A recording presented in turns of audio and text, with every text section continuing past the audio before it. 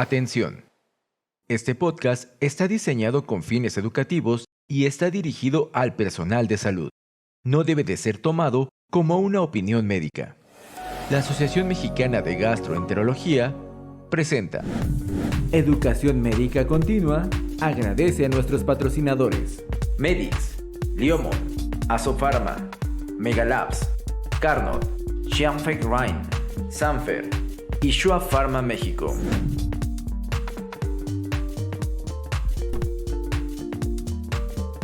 Gastroperlas AMG, conducido por el doctor Luis Valdovinos.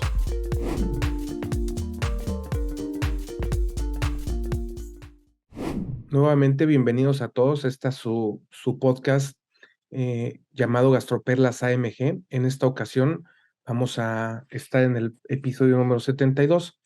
Siempre es bueno agradecer a la industria, sobre todo a todos los laboratorios de educación médica continua que nos ayudan para poder hacer estos podcasts y nos patrocinan.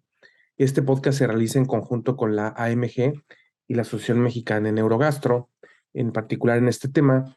Y pues les tengo dos invitados en esta ocasión. Hablaremos de un tema controversial donde podríamos llegar a pensar que la neurogastro tiene algo que ver por el método de diagnóstico que se llega a utilizar, pero más que nada es un tema de endoscopía. Y para este tema que se llama disfunción del esfínter de Oddi, que es un tema bastante controversial y una patología que actualmente no entendemos totalmente, invité al doctor Omar del Trujillo, conocido por todos ustedes. Él es gastroenterólogo y endoscopista certificado, es egresado del Centro Médico Nacional La Raza del Instituto Mexicano del Seguro Social y es expresidente de la Asociación Mexicana de Endoscopía Gastrointestinal. Muchas gracias, Omar, por acompañarnos. Gracias a ti, Luis Raúl, gracias por tu invitación. Y tenemos al doctor Johnny Serna, él es hondureño, trabaja aquí en México, él es gastroenterólogo y endoscopista, egresado del Centro Médico Nacional 20 de noviembre y actualmente labora en el Hospital Juárez. Muchas gracias, Johnny, por aceptar esta invitación. Muchísimas gracias, doctor, por la invitación y a la Asociación Mexicana de Gastroenterología también por habernos tomado en consideración. Bueno, y para comenzar con este tema que es un poco controversial, vamos a definir primero la patología. ¿Nos podrías definir, Omar, qué es la disfunción del esfínter de Oddi? Sí, Luis, claro que sí, con gusto. Pues mira, así como tú lo mencionas, es una entidad controvertida y podríamos definir a la disfunción del esfínter de Oddi como este síndrome clínico que es ocasionado por una obstrucción del flujo biliar a nivel del ámpula de Vater, a nivel del esfínter de Oddi. Esta obstrucción puede ser secundaria tanto a anormalidades mecánicas o funcionales y se caracteriza por dolor abdominal, que puede estar acompañado o no por dilatación de la vía biliar y o alteraciones en las pruebas de funcionamiento hepático. Creo que nos has dejado muy claro cómo se define esta patología y cómo la podemos identificar. Y bueno, algunos autores la catalogan como controversial, sobre todo algunos subtipos que en un momento vamos a revisar. Y al tener una patología que tiene una definición controversial, pues la epidemiología se vuelve un poco controversial también, ¿no? Pero nos podrías decir, Johnny, ¿qué tan frecuente es esta patología y si tenemos estadísticas en México? Claro, doctor Valdovinos, es muy interesante la pregunta porque verdaderamente la epidemiología es subestimada. Se estima aproximadamente que a nivel mundial la prevalencia de la disfunción del esfínter de Oddi es de 1.5%, es más prevalente en mujeres entre los 20 a 50 años de edad, pero cuando se asocia o engloba a ciertas patologías como por ejemplo la pancreatitis aguda recurrente, esta prevalencia puede llegar hasta un 79% o en pacientes con pancreatitis crónica puede llegar hasta un 56%. Sin embargo, en México no tenemos datos de cuánto es la prevalencia de disfunción del esfínter de Oddi y esto es debido a que no tenemos las herramientas diagnósticas disponibles en todos los centros hospitalarios para poder llegar a tener un diagnóstico definitivo y quedamos en la mayoría de las veces como una sospecha de la disfunción del esfínter de Oddi. Es difícil diagnosticar, sobre todo algunos subtipos, y eso dificulta, como comentamos en unos momentos, explicar bien la epidemiología. Y tal vez esta pregunta te va a meter un poco en problemas, Omar, pero nos podrías explicar un poco. Digo, cuando una enfermedad no se conoce bien, hay muchas teorías. ¿Cuáles son las teorías o lo más aceptado para explicar la fisiopatología de esta enfermedad? Sí, Luis, tienes mucha razón. La respuesta no es un poco compleja. Podríamos iniciar con recordar que el esfínter de Oddi es una entidad anatómica que juega un papel funcional muy importante. Controla el flujo de las secreciones biliares y pancreáticas a través de la ámpula de Vater hacia el duodeno y también previene el reflujo del contenido duodenal hacia los conductos biliares o pancreáticos. Existe evidencia de que la dinámica del esfínter de Oddi se altera después de una colecistectomía. Estudios en animales han mostrado que existe un reflejo colecisto esfintérico que con la distensión de la vesícula biliar va a provocar una relajación del esfínter de Oddi. Esto se pierde en aquel paciente que tiene una colecistectomía. Y bueno, aunque el mecanismo subyacente de la disfunción no se entiende completamente, sí existen algunas propuestas sobre los mecanismos que pudieran influir en la presencia de esta patología. Los tres principales son, uno, que pudiera ocasionarse un traumatismo por el paso persistente de microlitiasis o cristales a través del esfínter de Oddi. Una segunda teoría nos dice que hay un aumento en la presión causado por un esfínter hipertrófico congénito. Y una tercera teoría nos refiere que pudiera existir una respuesta aumentada, paradójica o anormal del músculo liso a los estímulos neuronales u hormonales que provocan la contracción de este esfínter. Esas son las teorías, existen estudios que las han explorado, no nos pueden explicar de manera completa a esta entidad, pero bueno, es lo que conocemos hasta el momento. Es muy completa tu respuesta, Omar, y por eso entenderán que esta patología muchas veces nos mete en problemas de la definición. Digo, no, a veces nos cuesta trabajo saber qué está pasando, y digo, Omar nos explica perfectamente las teorías que hay sobre la patología o por qué se da, y esto habla por qué el tratamiento es a veces tan variable, ¿no? Algunos pacientes tienen buena respuesta y algunos otros no, porque pues desconocemos casi completamente por qué pasa esto. Y bueno, la siguiente pregunta es para el doctor Johnny. ¿Cuáles son los síntomas que puede tener un paciente que tiene disfunción del esfínter de Oddi? ¿En quién o qué síntomas nos deberían hacer sospechar de esta enfermedad? Bueno, es interesante también la pregunta. La mayoría de los pacientes en los que se sospecha disfunción del esfínter de Oddi van a tener dolor de tipo biliar, habitualmente localizado en epigastrio o en el cuadrante superior derecho. Habitualmente este dolor se irradia hacia la espalda o hacia el hombro y habitualmente este dolor puede durar entre 30 minutos a varias horas y cede espontáneamente sin necesidad de ningún medicamento. Puede estar o no acompañado de náuseas y vómito, y a diferencia del cólico biliar, por ejemplo, en los pacientes que tienen colecistitis crónica, el dolor no es desencadenado por la ingesta de alimentos colecistoquinéticos en el caso de que el problema se encuentre en el esfínter biliar propiamente. En el caso de aquellos pacientes que tienen una afección del esfínter pancreático propiamente, en estos sí, la ingesta de alimentos colecistoquinéticos puede desencadenar el dolor y la elevación de las enzimas pancreáticas como tales, inclusive dilatación del conducto pancreático principal. Nos dejó muy claro aquí, Johnny, que lo que presentan es un dolor que pareciera o aparentara un cólico biliar, lo que llamamos. Y bueno, esta pregunta a lo mejor la dejo abierta para los dos, porque siempre cuando nos habla un interno, nos habla un residente para presentarnos un paciente, nos dice que nos dice el paciente tiene cólico biliar. ¿Podrían darnos una explicación de qué es cólico biliar? Porque yo siento que hay mucha confusión en este término. Lo vemos en pacientes que tienen una patología propiamente de la vesícula biliar, asociado habitualmente a litos, ¿verdad? Puede ser una colistitis aguda o una colistitis crónica. El cólico es desencadenado habitualmente por la ingesta de alimentos colecistoquinéticos.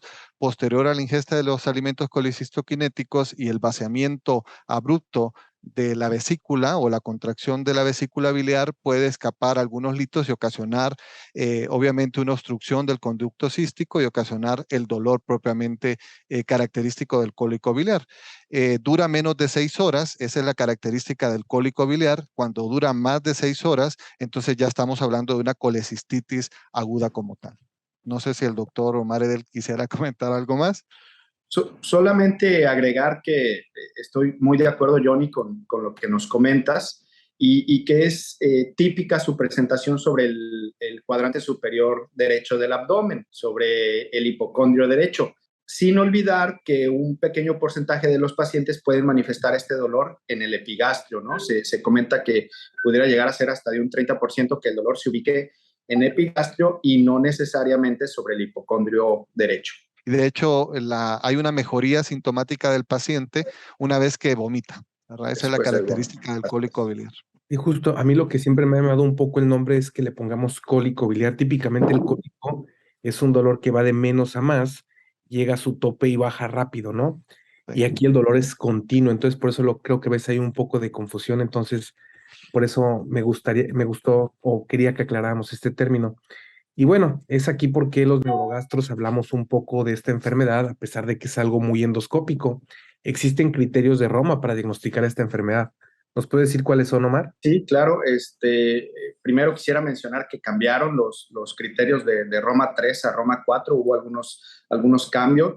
Actualmente Roma 4 se refiere a los criterios diagnósticos para el trastorno funcional del esfínter biliar de Oddi y refiere a los tres principios que son los criterios de dolor de tipo biliar, las enzimas hepáticas elevadas o el conducto biliar dilatado, pero no ambos, y la ausencia de cálculos en vías biliares u otras anormalidades estructurales. Y también hay algunos criterios de apoyo que son niveles de amilasa o lipasa normales, una manometría anormal del esfínter de Oddi y alteraciones en la gamografía hepatobiliar. Como ya vieron, nos acaba de definir Omar perfectamente todo lo que hemos hablado previamente.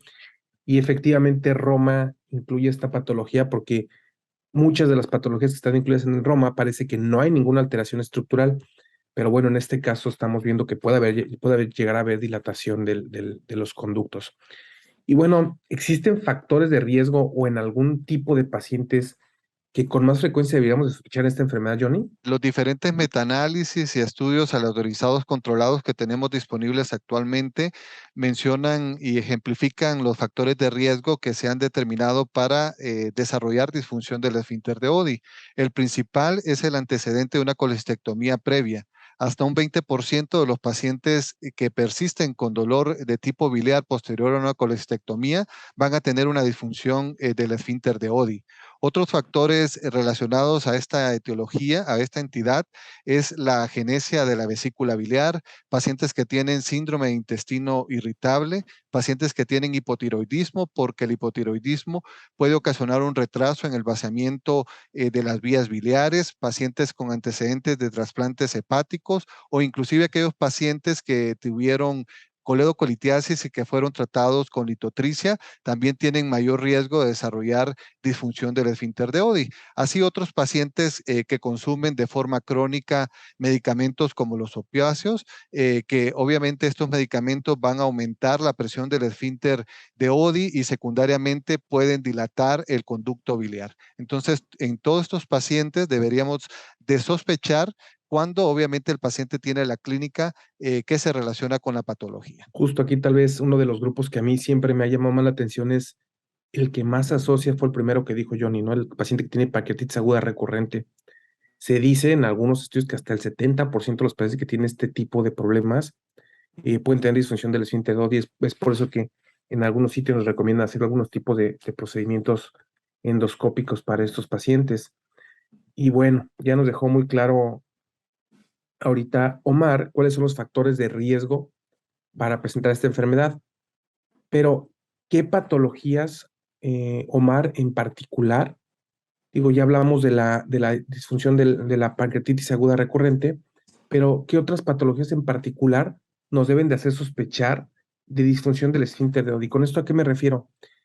¿En qué enfermedades deberíamos de buscar disfunción del esfínter de Oddi? Como nos lo mencionó Johnny hace un momento, los factores de riesgo son muy similares a las patologías que nos deberían hacer sospechar.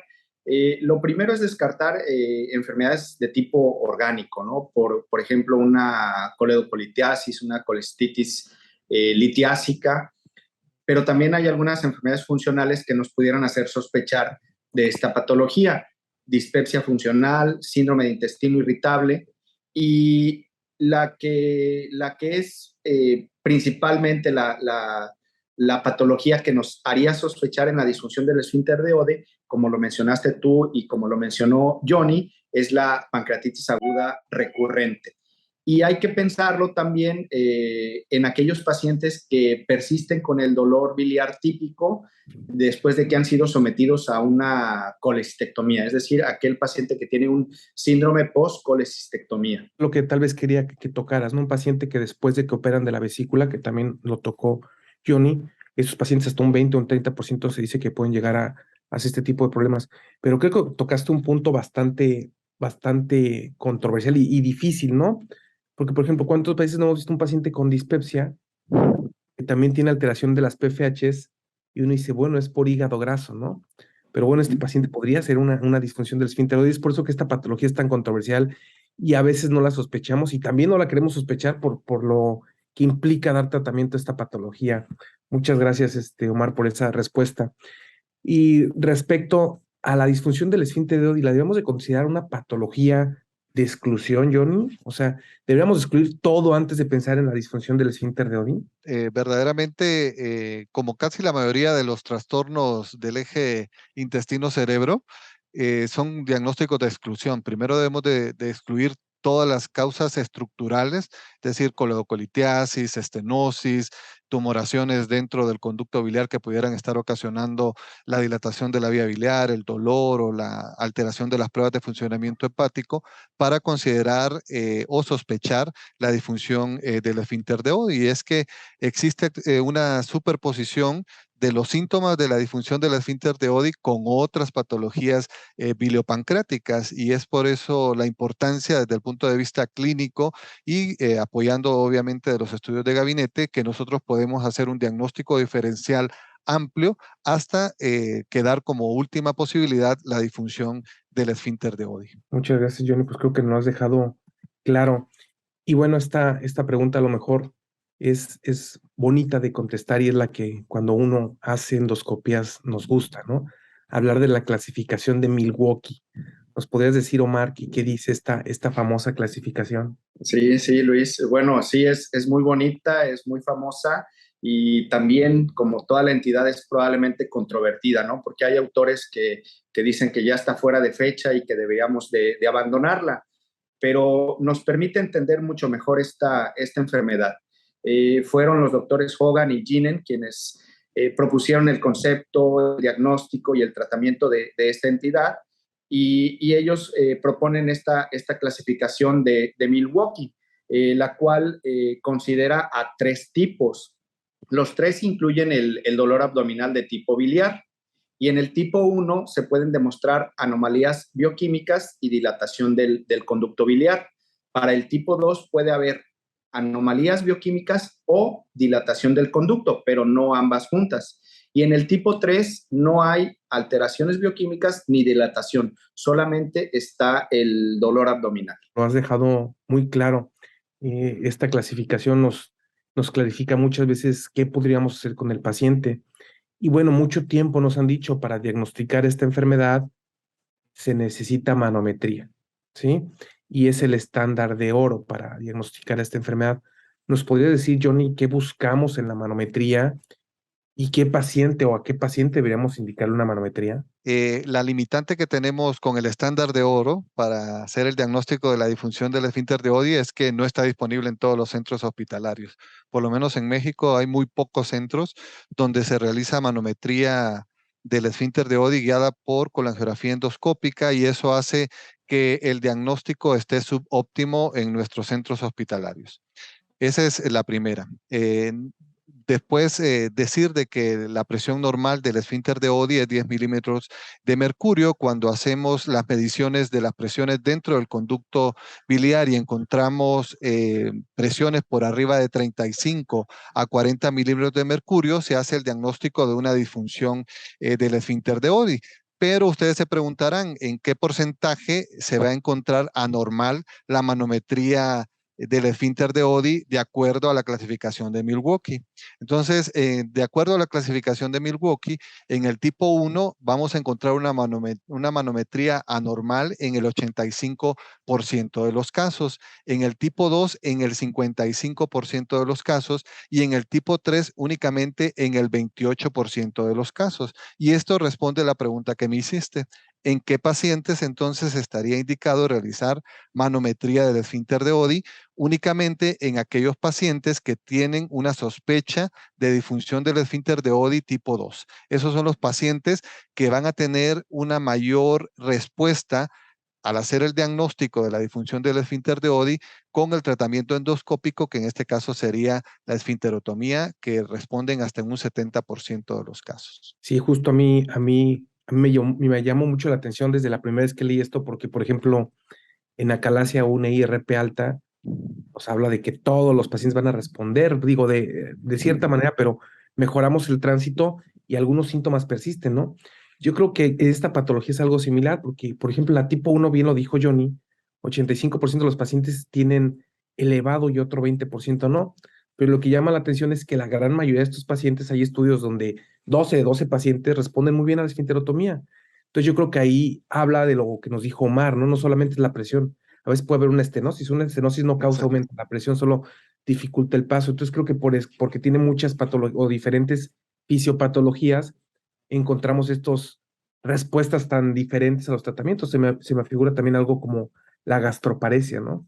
Cada Exacto, paciente. y aquí lo importante también es que la manometría no discrimina o no diferencia entre si estamos viendo una estenosis o estamos viendo verdaderamente algo funcional. Entonces, Exactamente. aun cuando sea positiva la manometría, es decir, que tengamos una presión por arriba de 35-40, eso no quiere verdaderamente decir de que el paciente tiene un trastorno funcional, porque puede ser una estenosis, una zona de fibrosis ocasionada por un lito que salió y pues fibrosó el esfínter como tal, ¿no? Ujú. Ante esto que nos explica Johnny de que la manometría tiene tantos problemas, se han hecho otros estudios.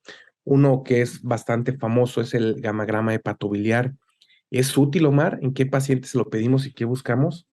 Sí, sí, Luis, sí pudiera tener utilidad. Es una técnica que se utiliza para evaluar la tasa del flujo de bilis hacia el duodeno y buscar pues evidencias de obstrucción.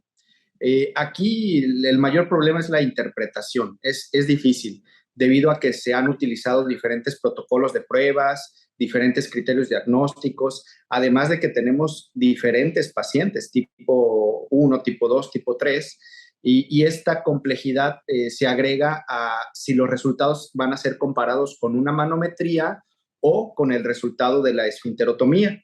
Aquí lo que se mide, entre otras características, son el tiempo de aparición duodenal, el tiempo de tránsito del hilio hepático hacia el duodeno. Es una opción viable en aquellos pacientes que tienen una colestectomía previa.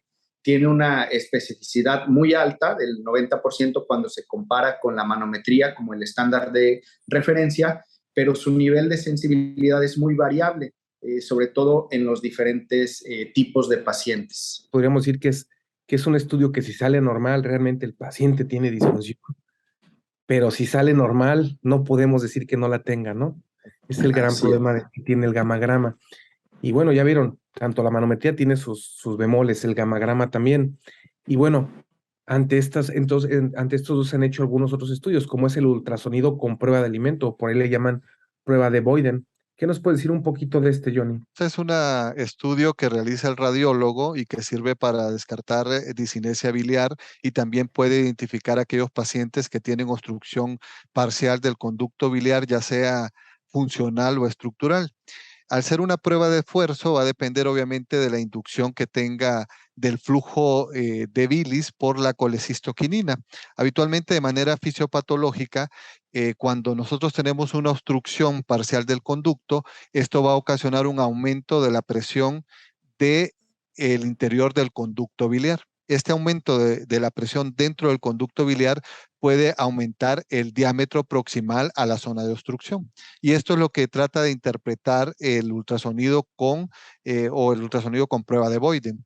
Habitualmente lo que hacemos es hacemos un ultrasonido transabdominal, hacemos las mediciones del conducto biliar, del diámetro principalmente. Posteriormente a que hacemos el diámetro, las mediciones del diámetro del conducto biliar, mandamos a comer al paciente alimentos colecistoquinéticos y 45 minutos después de haber comido, regresa el paciente, se realiza nuevamente el ultrasonido transabdominal y se hacen nuevamente las mediciones del diámetro del conducto biliar. Si encontramos más de 2 milímetros de diferencia entre la primera ultrasonido y el segundo ultrasonido, entonces hablamos de una prueba anormal que puede estar relacionado con una discinesia biliar o una obstrucción parcial del conducto biliar. Perfecto, pues creo que nos lo has dejado bastante claro, Johnny.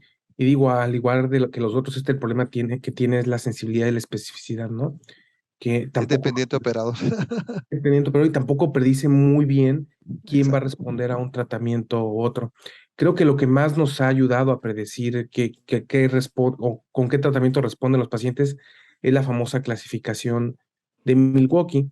Y bueno, a lo mejor Omar nos puede explicar un poquito qué tipos de disfunción o qué pacientes son meritorios de tratamiento médico y qué medicamentos podemos utilizar, Omar. Sí, Luis, existen opciones terapéuticas farmacológicas, pensando sobre todo en aquellos pacientes con disfunción del esfínter de Oddi tipo 2 o tipo 3. Los medicamentos que se han estudiado son principalmente los bloqueadores de los canales de calcio, como la nifedipina. Estos medicamentos, lo sabemos, producen relajación del músculo liso.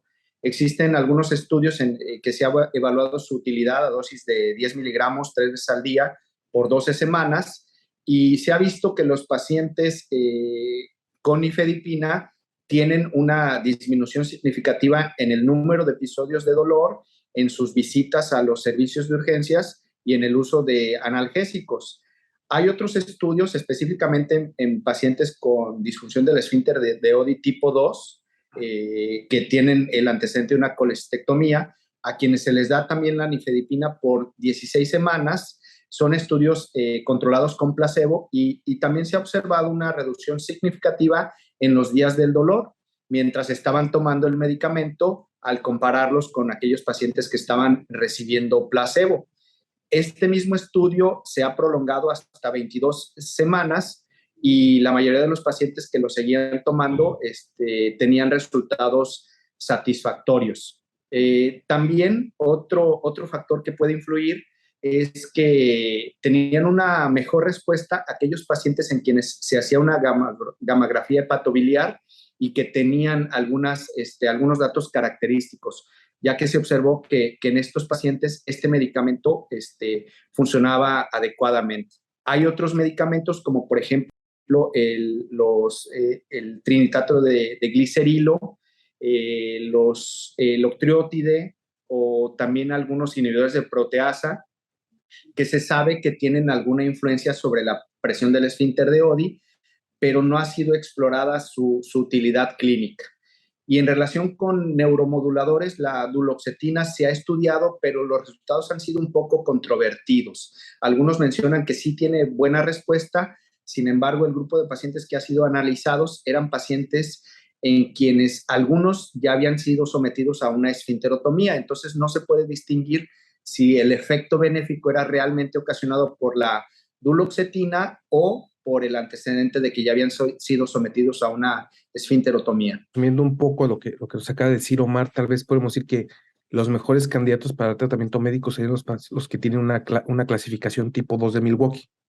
Así es. Correcto. Y bueno, ahora pasándonos a la siguiente pregunta que va para el doctor Johnny, ¿qué tipo de pacientes son los mejores candidatos a tratamiento endoscópico y qué tratamiento realizamos, Johnny? Ya el doctor Omar Edel nos hizo favor de hablar del tratamiento no farmacológico, perdón. Y pues obviamente yo hablaré del tratamiento endoscópico. Y esto está basado obviamente en la clasificación de Milwaukee. Los pacientes que mejor responden al tratamiento endoscópico y específicamente el realizar una esfinterotomía biliar son los de tipo 1, que responden y tienen una mejoría del dolor en más del 90% de los casos. En el caso de los pacientes de la clasificación de Milwaukee tipo 2, tienen una respuesta a la esfinterotomía biliar en un 70%. Y los que no son candidatos porque no responden, y la mayoría de los estudios y metaanálisis dicen de que no tienen ninguna respuesta y ni mejoría al dolor con la esfinterotomía biliar, son los pacientes con una clasificación de Milwaukee tipo 3. ¿Qué sucede en aquellos pacientes con pancreatitis aguda recurrente? ¿Verdad? Que, como ya hemos mencionado, hasta un 70% de estos pacientes tienen una disfunción del esfínter de Oddi. Hay estudios muy interesantes en donde se compara si realizar una esfinterotomía biliar sola versus una esfinterotomía biliar más una esfinterotomía pancreática pudiera ser más beneficioso.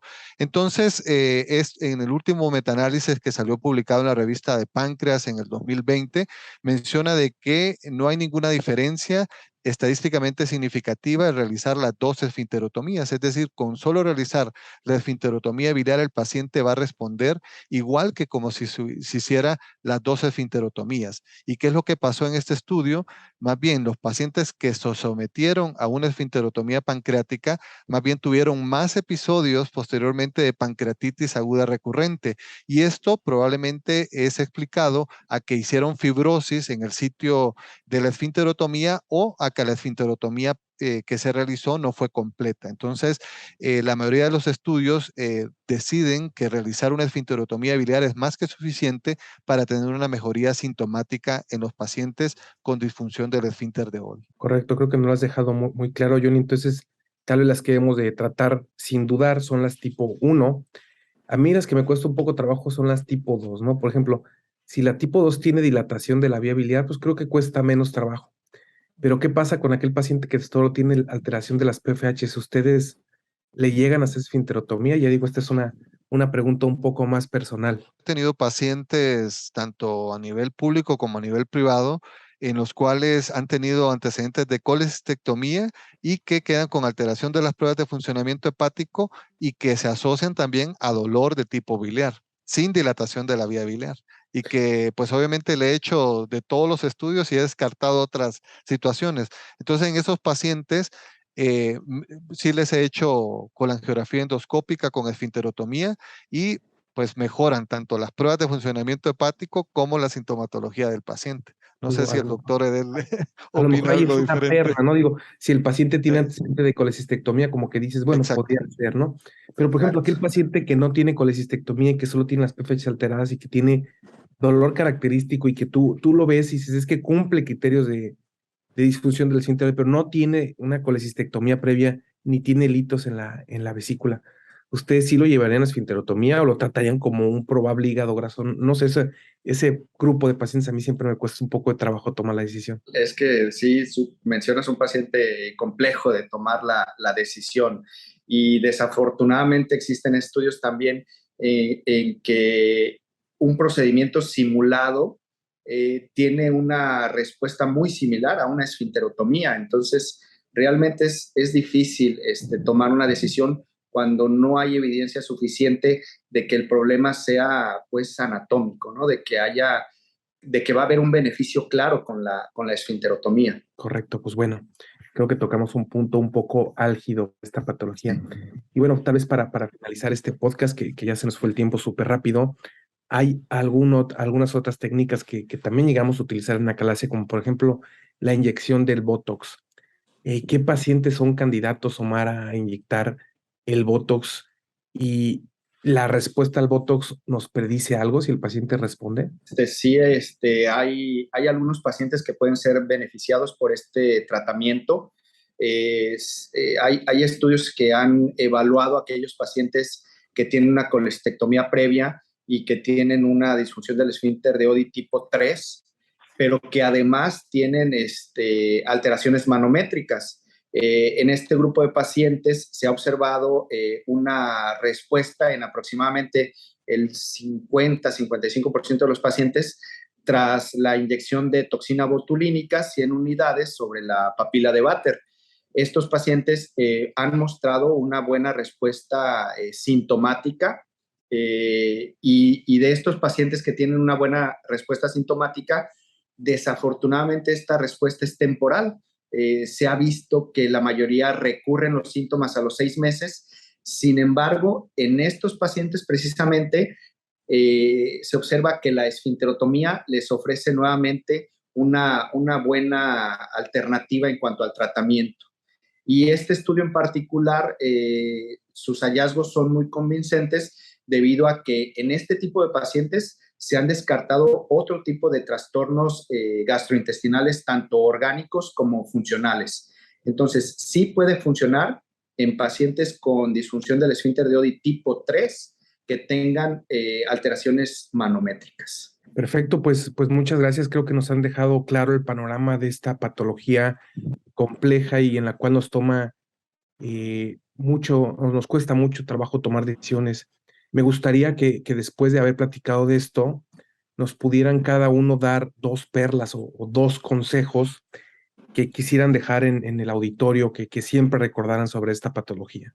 Yo quisiera iniciar con mis 2 perlas. La primera es, hay que sospechar disfunción del esfínter de Oddi en aquellos pacientes que tienen dolor abdominal en cuadrante superior derecho y que tienen el antecedente de una colecistectomía. Y mi segunda perla sería, aunque algunos autores la ponen como controvertida la clasificación de Milwaukee, yo creo que en este tema tan árido todavía nos sigue dando la pauta terapéutica que debemos de seguir.